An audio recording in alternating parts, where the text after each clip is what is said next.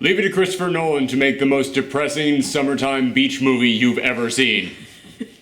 I know someone in the comments is going to be like, that's disrespectful to the people. It's a joke. It's relax.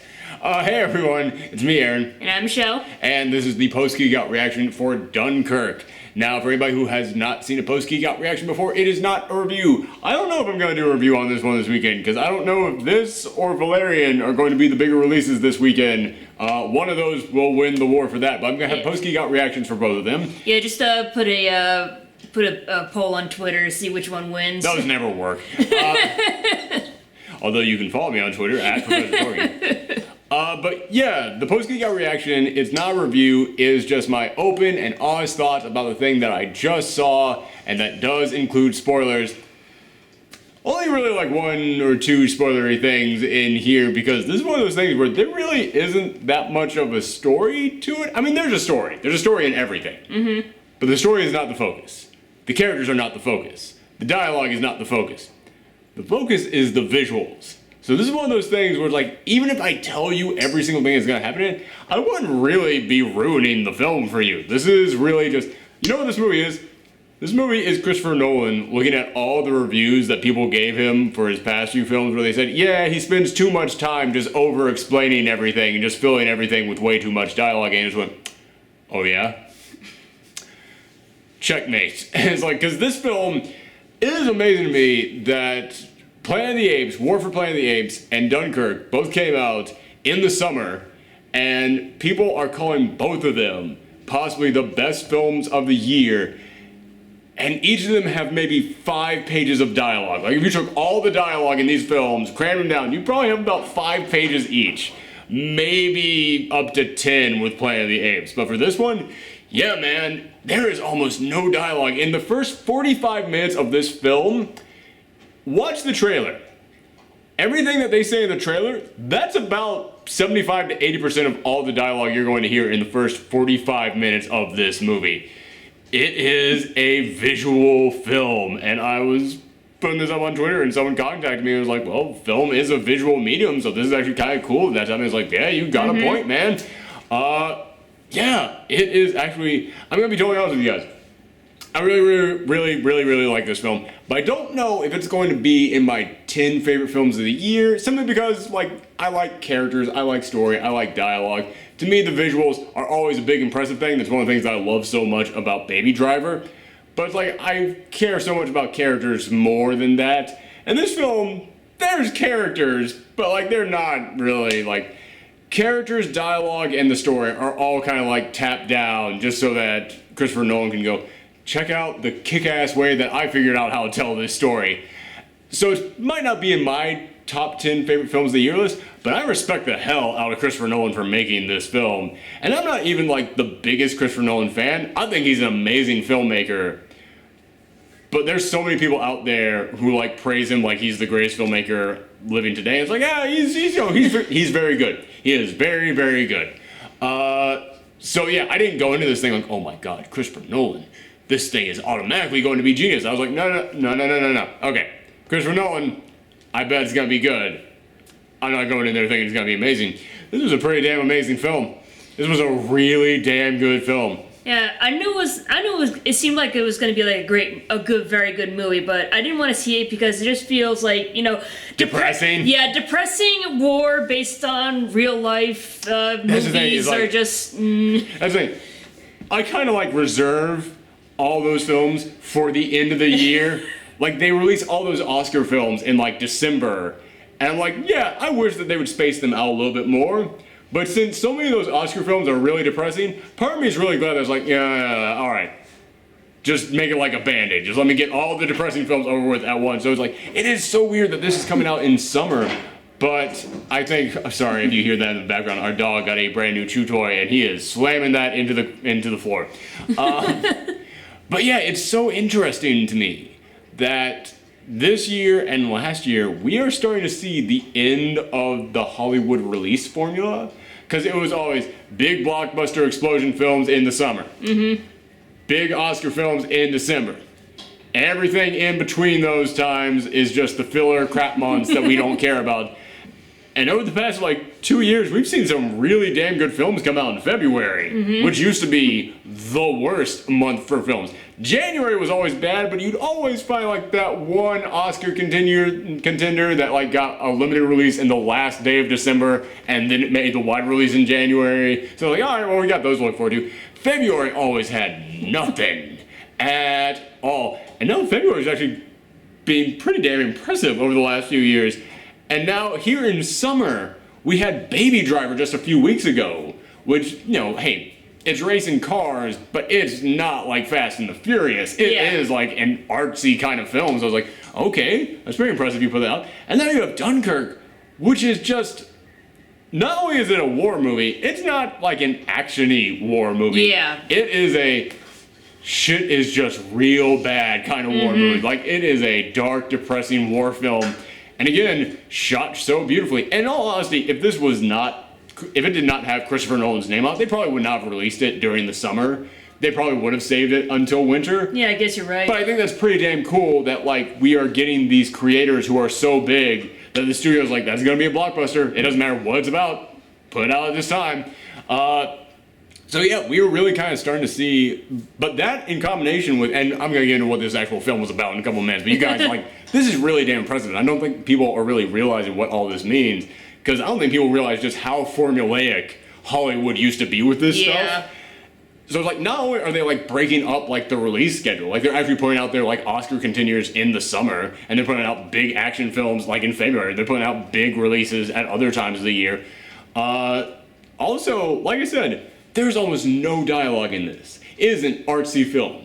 Baby Driver, artsy film. War for the Planet of the Apes, okay, it's got franchise name on there, so that makes sense for it to come out in summer, but still, there's almost no dialogue in there, and all the dialogue is just sign language. This was not sign language, by the way. This was me just starting to make a point, and I was like, no, don't do that with your hand, and it came down. I don't want anybody out there being like, were you trying to sign something? It's like, no, I just caved on like trying to make a finger movement there. It's like someone who knows sign language is like, how dare you say that? Or but yeah, it's like, yeah, that's pretty impressive, but they went real freaking artsy and like deep and emotional and mature with War for the Planet of the Apes as well. It's like, goddamn, it is surprising me that just like a month ago, I had just seen The Mummy and Transformers, and I was walking out of those going, damn, aside from Wonder Woman, this summer sucks for movies. And now, like 3 weeks later, I'm like, all right, Spider-Man, it was a superhero film, but it was actually kind of a different superhero film. We had Baby Driver, we had got War for the Planet of the Apes was very different, Dunkirk, totally different. Damn, Hollywood is getting like really experimental with their summer blockbuster films. This is really impressive. Like, again, granted, I'm going to go and see Valerian tomorrow, so who knows what my feelings will be like after that. But yeah, I'm just really stunned that Hollywood is doing stuff like this. But let's get into the actual film, because I have been talking about this for 8 minutes. I have a timer now.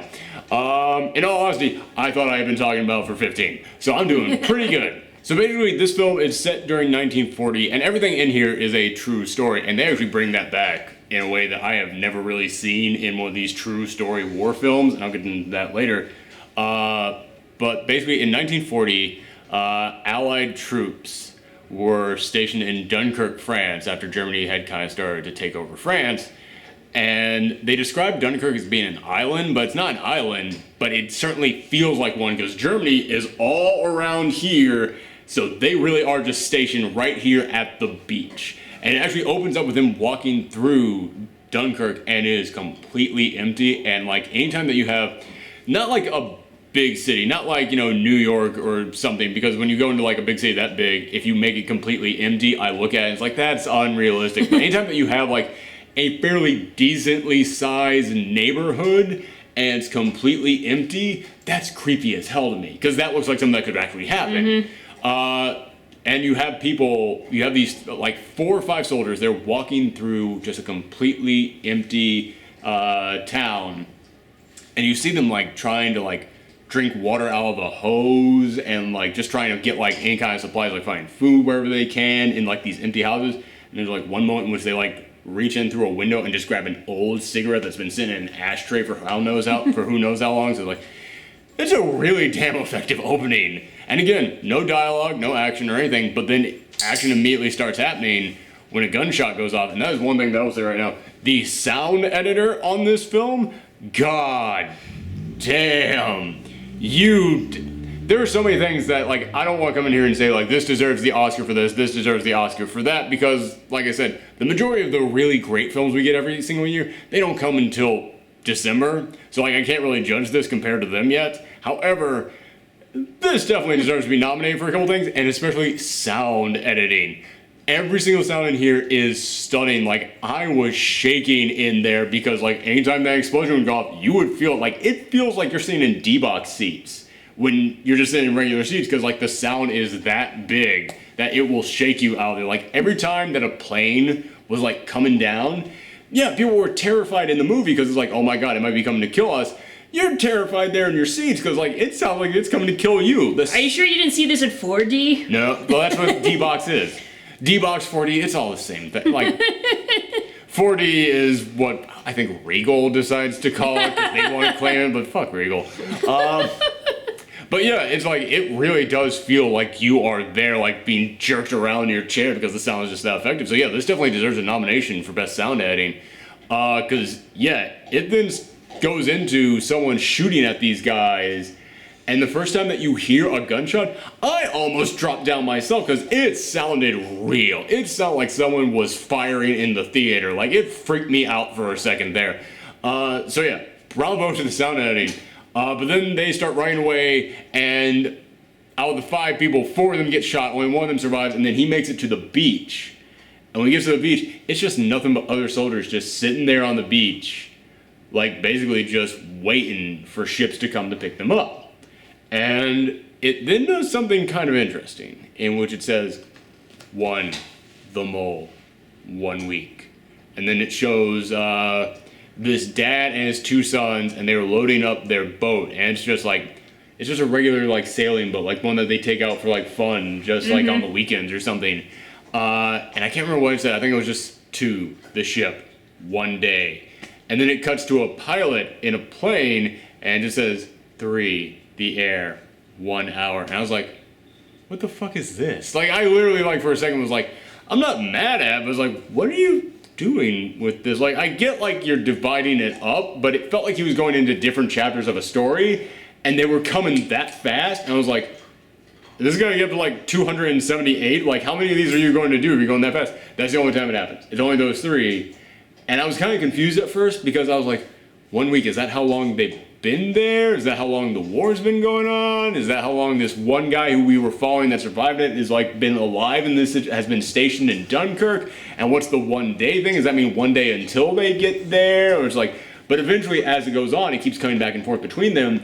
And it was when it finally got to the point where you see the guys on the beach and, like, it goes to night, but then it cuts back to the guy in the boat and it's still day. And I was like, oh, they're doing some crazy stuff with time in this. And that's what makes this really freaking special. One of the things that makes it really special is just how they shoot it, because this film is beautifully shot. Like I said, you really have to see it to kind of understand, like, how damn good it looks. But as I mentioned, I don't really think there's much story here, because there really isn't. I mean, it's when you actually, like, look at the amount of story that is told, not a whole lot happens in this. But it's the way that they tell the story that does make it actually very interesting, very unique, and very clever. Kind of like with Baby Driver. Baby Driver was not an original story at all, but the way that they visually were able to tell that thing by linking it up with the music, that made it actually a really interesting way to tell a story. Same thing they do here with Time. Because every time that they cut back and forth between them, the guy in the plane, his story is only the length of an hour. That's it. The guy in the boat, the dad with his kids, that's only the length of a day. The guys on the beach, that's the length of a week, and they keep cutting back. And just to jump ahead a little bit, eventually all 3 of those stories do intersect. Mm-hmm. And it's really cool how they intersect, because, like, the guy on the boat will intersect with the guy on the plane story, but the part where it intersects is, like, way later in the film from what we actually saw. Like, we'll see something, like, we saw at one point, the guy on the plane, his partner, his ship goes down, and he's trying to talk to him, but he can't get in touch with him, and it looks like the guy died down there, and it's like, man, he just has to keep on going with his mission. Then, like, half an hour later in the film, we see the dad on the boat with his kids, and he's looking out there, and he sees the dogfight that we just saw, and we saw a ship going down, and that's when we realized this is that exact thing that we saw earlier, but from their point of view, and then like we see him having to go and like rescue. So it's basically like shot from like 3 different perspectives, Yes. and eventually like all 3 of them like merge together. Yes, but because time is working differently in each of them, that's what makes it so interesting. Like, it actually kind of remind me of Inception, because in Inception, every time they go into a dream, a different layer of the dream, time moves slower for them. So you would see large amounts of things happen at one point, and then would cut back to someone else, and they barely moved at all.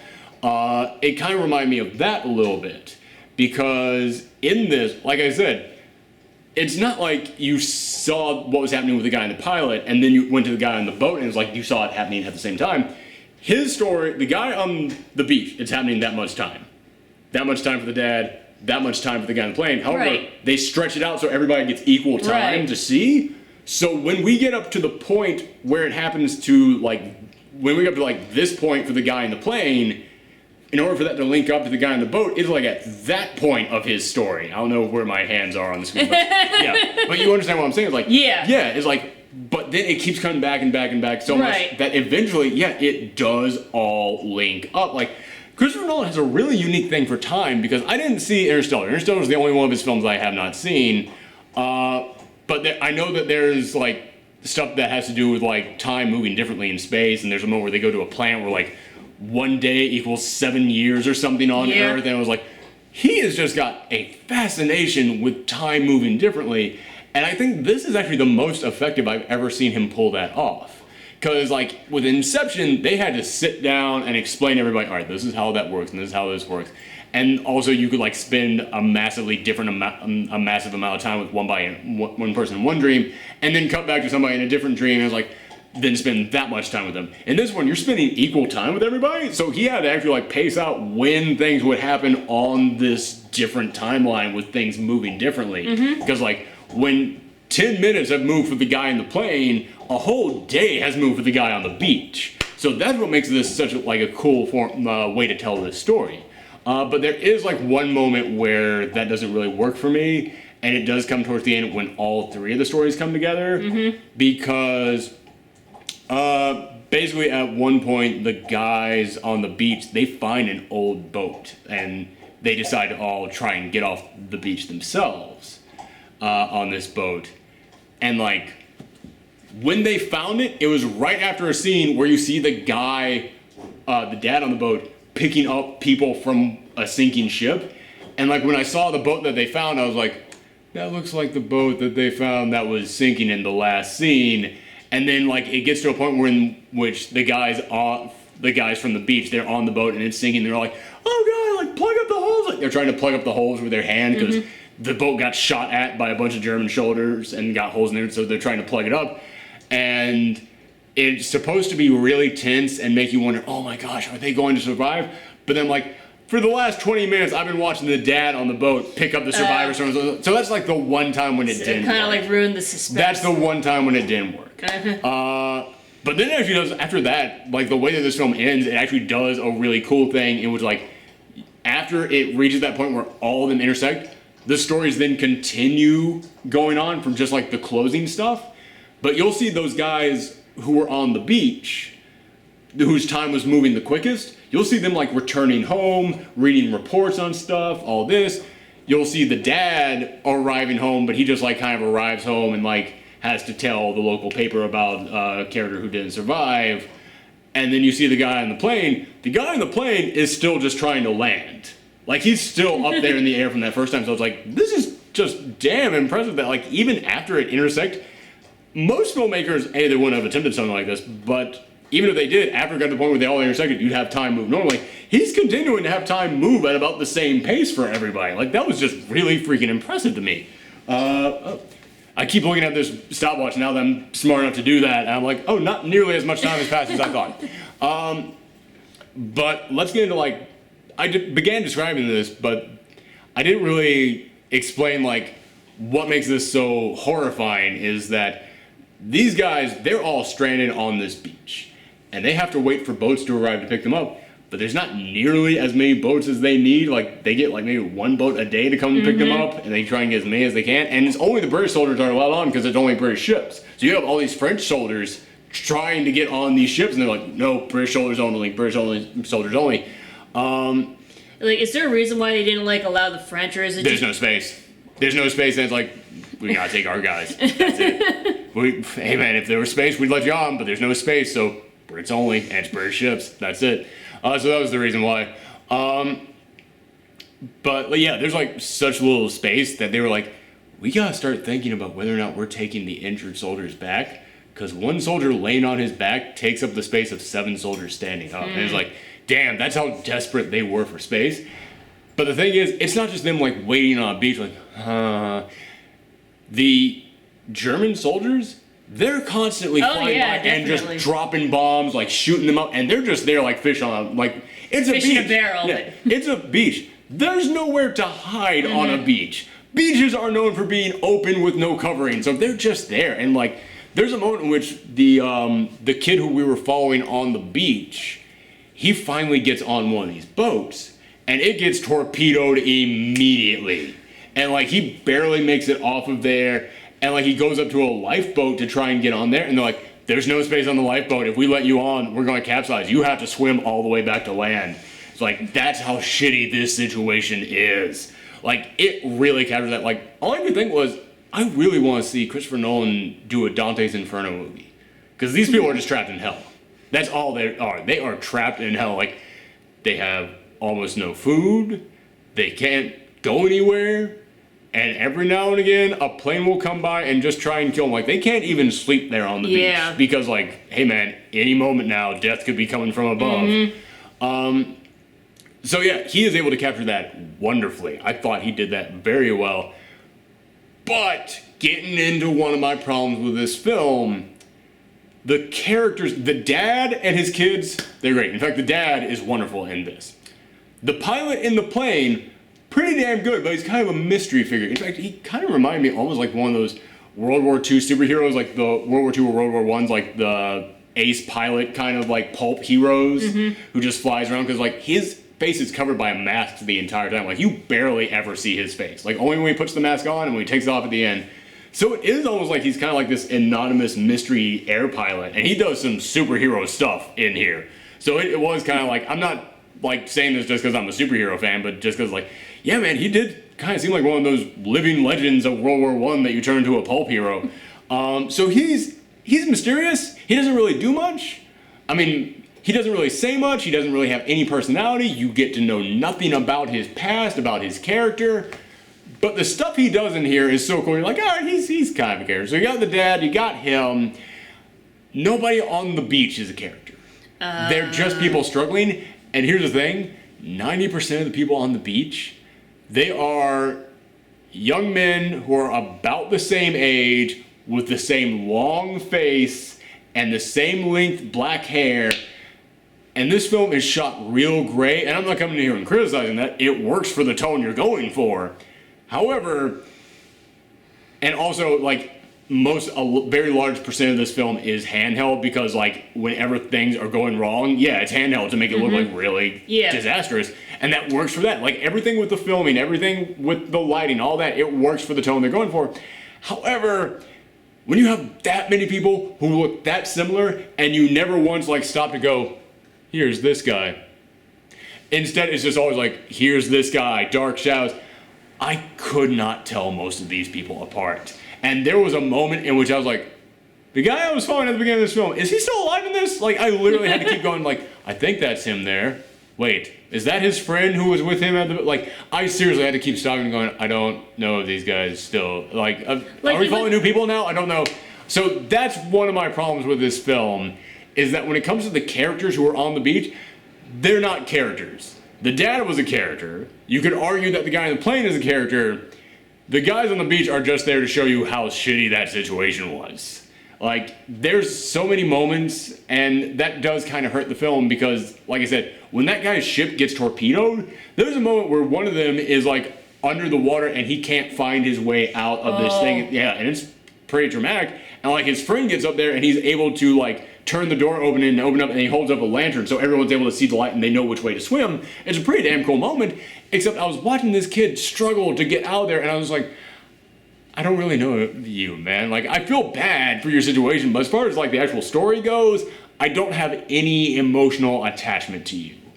And then later in the film, when you have like 10 young guys who all look exactly the same in this boat trying to plug up these holes, and it's like, are they gonna drown? I was like, I don't know any of you. Like, I don't even know if that guy I was following at the beginning of the film is in this boat with you. And I wasn't sleepy, I wasn't distracted, I was paying attention. I was like, you couldn't have cast like a couple blonde guys in this boat. Like, there's 2 blonde guys in here, but none of them were on this boat. And it's like, there were no like redheads in France, or there's nobody like no brunettes. Everyone just had black hair. Everybody okay. just like, I mean, there's brunettes, but they're dark haired brunettes. And I'm like, damn man, like everybody just looks so similar, and you didn't give me enough connection to the guys you did try to introduce me to, for me to like form that connection to go, even if they look like you, I know you, I can spot you in the crowd. It's like, no man, you're just a face in the crowd. So when it gets to that point where it's like,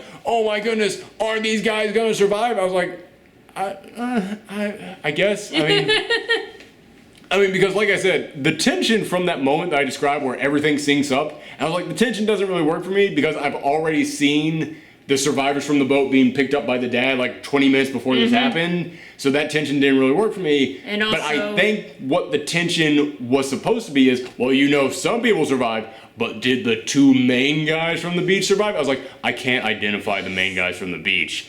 So even if you're supposed to be like teasing me with, did they survive? I don't know which one they are, man. Like, and I know some people out there are gonna be like, well, you weren't paying close enough attention. I promise you I was. They just didn't spend enough time introducing me or trying to get me connected to those guys for me to understand them. Like, I can't really, like, they don't even really ever sit down and talk until the very end when they're going home in the train and they're reading the paper out loud. That's the first time that you really hear them actually speak to each other. And I'm like, dude, if you had given me stuff like this earlier in the film, then when they're on the boat and they're screaming out and stuff, I would be able to go, I know that voice, these are those guys. Yeah, it's like the artsiness, like the minimal talking, like it sometimes. It's good for the visual. Yeah, but for like character development. Yeah, for a guy like me who likes to get attached to characters, it didn't really work that much. But like I said, I think Christopher Nolan was trying to go, here's what I can do by telling a story solely through visual means. Yeah, man, you did it. You did a great job with that. But like I said, I don't know.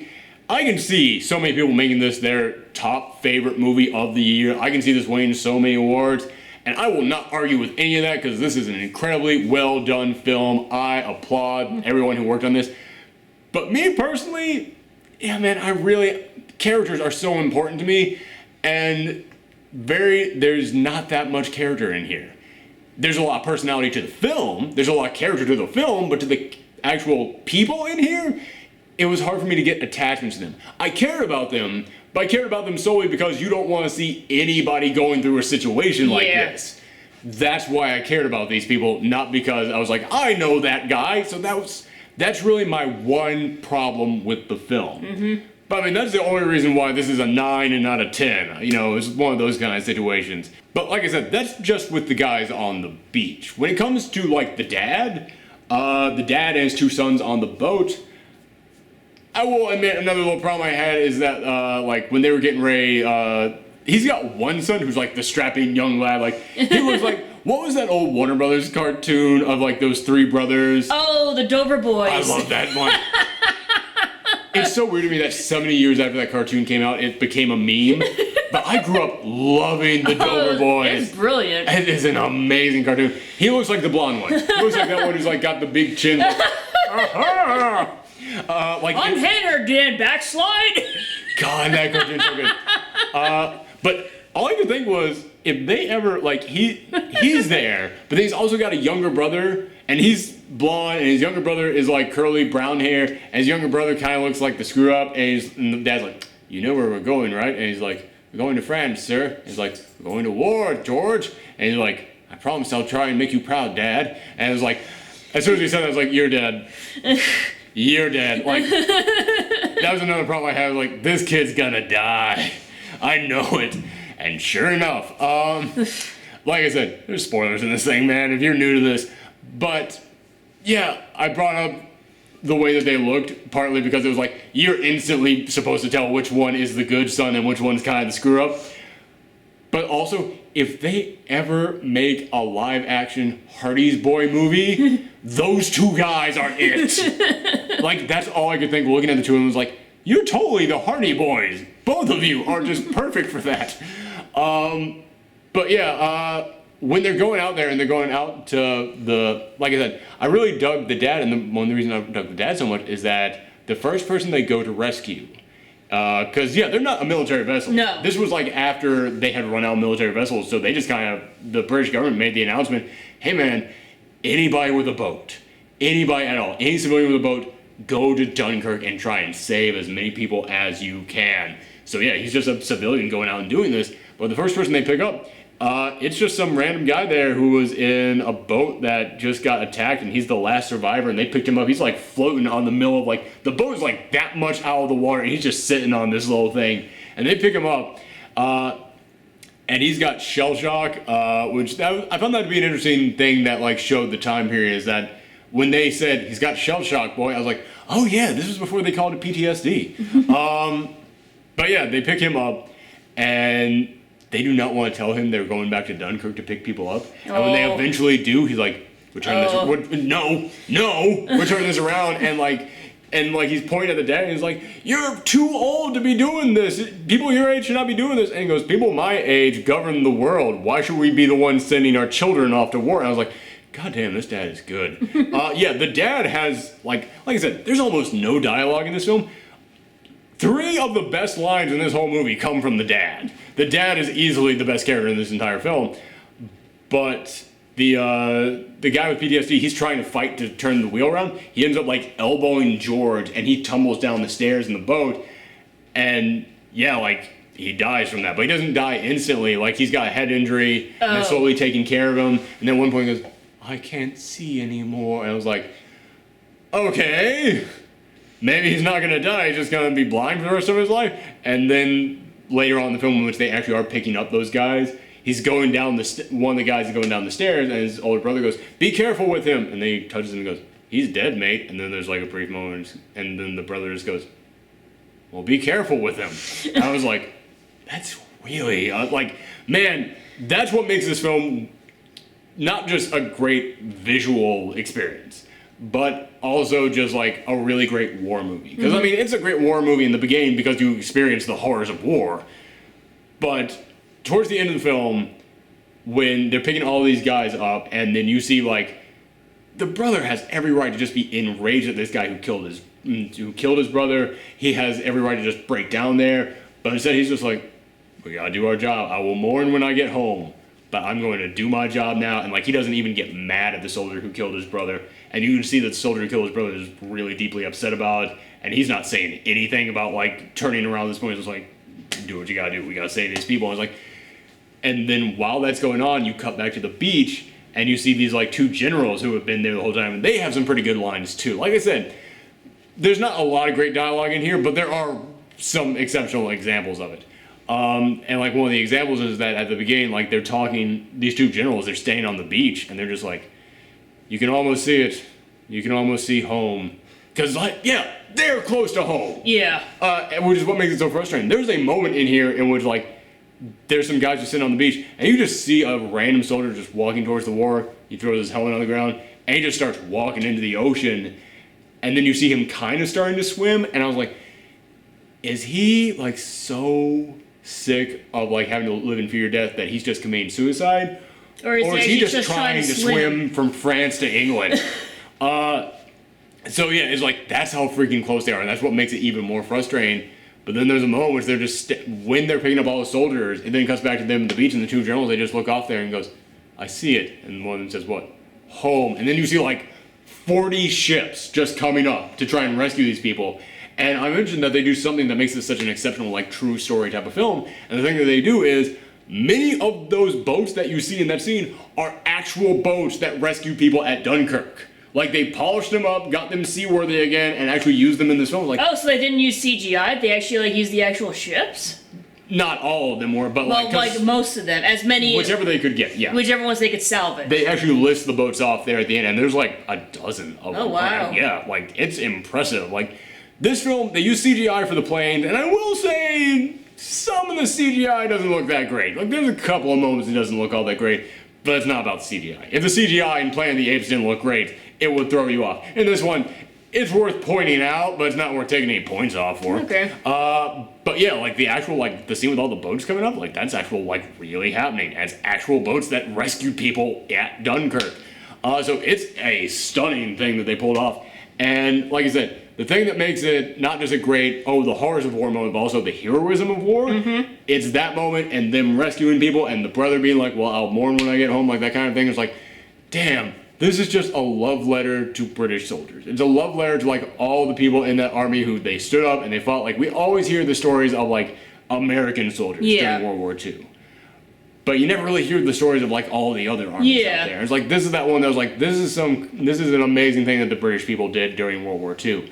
And I mean it's touching. It really does move you. It's a great moment. And it even does kind of get a little bit like superhero-y there at the end because I haven't even really been mentioning the guy in the plane. How much time do I got? Oh, I got plenty of time. I haven't even mentioned the guy in the plane. He early on in this film. He looks at his little gas tank and he taps it and it's broken. Oh. So he asks his friend on the radio, how many gallons have you got? My gas tank's broken. And he goes, I got 55 gallons. And he goes, okay. And he takes out a piece of chalk and he writes 55 and then he writes the time right next to it. And then he keeps going with his friend and he keeps asking him over and over again and he keeps like changing it to update so he can try and figure out the time in his head. But then his friend's ship goes down. Oh. And he's just there silent. And he's like, I don't know how much I got left. And he's still just trying to take out as many guys as he can. And there's no like dogfights. It's no like amazing battles. It's very realistic. Like, he's not even like, yeah, come on, one more, let me do. It's almost like he's just reading instructions like, I see him on my 5. Moving in from behind.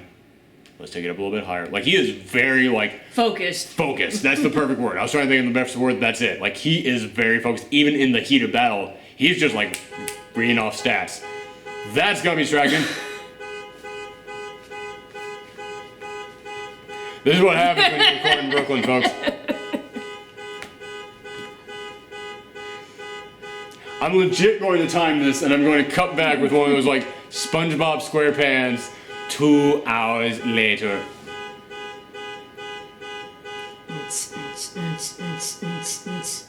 Okay, we're done. Oh, hey, there we go. Yay! That actually wasn't long enough for me to have to cut away, I don't think. Oh, sorry. Hey, man, we record next to the big open window, so you get all the sounds of Brooklyn. Sorry. What was I saying? Oh, yeah, but basically, so it's him there. He doesn't know how much gas he's got left, and he's just going in there. And like I said, he's very focused the whole time.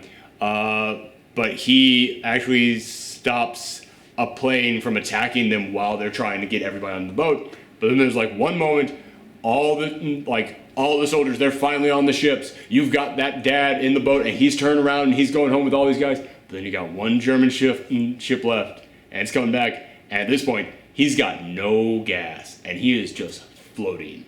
Like, that's it. He's just making a clear, straight shot going slowly down.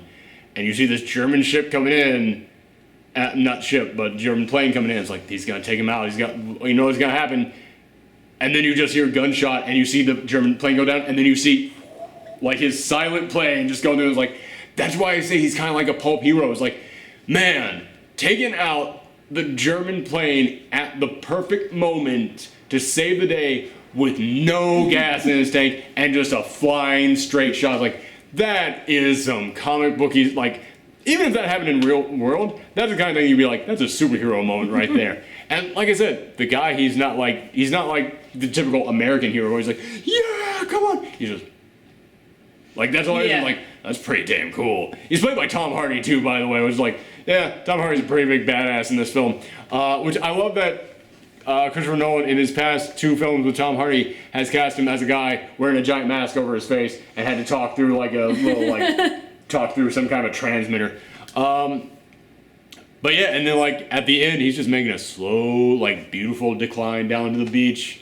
And like he has to actually like pump the wheels out on his car. Like he has to like, and you see the wheels like slowly coming out. And it's like, yeah, like I said, the time thing is so cool because you see the dad getting back home and then having to report to the newspaper that his son died in battle. But then you see like those 2 guys from the beach and they're now days in advance on the train arriving home. But then he is still just up there, just slowly and then he slowly lands on the beach, gets out, takes the flare, and rather than using the flare to like call for help, he aims at his own plane, fires it to set his plane on fire so the Germans can't get anything, and the last thing you see of him is the Germans coming up behind him with guns towards his back, and it's like, holy crap, like, this thing, it really wanted to show this guy is a hero, but even though those people on the boat made it home, even though the dad made it home, granted his son didn't make it home, but all those guys who we were following on the beach, they made it home. Not everyone makes it home. Like, this guy was a real hero. Like, nobody's even gonna know who this guy was, and he just saved the day. It's like, that is a really damn good, like I said, this movie is just about the heroes of war, but also the horrors of war, and I found it interesting that they were able to do that really without a story. And like I said, I don't mean there's no story here, because it's impossible to make a film without a story. But it's not like they went, we're going to set up the characters, we're going to have the arc, this is how it happens, we're not going to follow this path, we're not going to spend time. Nobody has backstory, nobody has like, no one has a girl back home they have to get to, like nothing like that. You don't even really have characters in here. This is just, we're going to set the freaking camera down and you're going to see what happened during this period of time, during this like momentous occasion. And it's like, it's amazing to me that they're able to like make this film so effective without characters. And again, not saying there aren't characters in here, but you guys know what I mean. Without having to give me backstory on someone, without having to go in detail with someone, without having to show me the past relationships of someone, without having, like, you cannot name any of these characters' hopes and dreams, you cannot name their hobbies, you cannot tell me what job they do back home, you can't even tell me the way they talk, except for the dad. The dad's the only one who gets enough dialogue in here to go, okay, well, I think I know the way that he acts and talks. The two guys on the beach we're supposed to be following the whole time, you can't tell me specifically what their relationship is. You can't tell me how they talk with each other. You can't tell me what they do back home. Yeah, there's almost like no dialogue in here. There's almost no character development. It is just, can these guys get off the island? And yeah, man, I gotta hand it to Christopher Nolan. Like, so often, like, when I look at what makes a film work, it's the director, the writer, the editor, and the cinematographer. And so often people only give credit to the director. So that's one of those reasons that I'm always kind of like, I don't really go for like the auteur theory that's like, oh, you should let this director do whatever they want, because I'm always like, rarely is that ever actually the case. Like, so often when you love a film, it is very often like a culmination of so many people working together. A Christopher Nolan film, you watch that and it's like, this is Christopher Nolan. It's this dude. It's like, because I know he both wrote and directed it, but I would be very inclined to believe that he also had a big hand in like the cinematography and the editing, like in pretty much everything on this. So yeah, it is, I gotta really tip my hat to him on this one. Again, I'm not going to come in here and say, oh, it deserves all the awards, because like I haven't seen all the other great films this year. But this is one of the most damn impressive films I've seen this year so far. It might not end up on my top 10 of the year list, simply because, like I said, my top 10 of the year list is me just going, these are my personal favorites. They're not the ones I look at and go, these are objectively the best. And like I said, the fact that there are no characters, it's impressive he's able to get that emotion on me, but it's not something that makes me like attach on to this film and go, this is gonna be one of my favorite things. However, if you come in here and tell me it's your personal favorite of the year, I agree, I can see that, yeah, fine. No arguments on this for me. This is just a really damn impressive film. So yeah, let me know in the comments down below what you guys thought of this film. Like I said, we're going to be doing Valerian either tomorrow or the day after, and I'll be doing an actual review of one of those two. Who knows which one it will be? But yeah, thank you guys so much for tuning into this, and as always, you can follow me on Twitter, Twitch, and Tumblr at Professor Thorgy. And if you want to see other post-Geekout spoiler videos like this, or actual reviews, we do those on the weekend, so make sure you click that subscribe button. Thanks everyone, come back next time. Bye.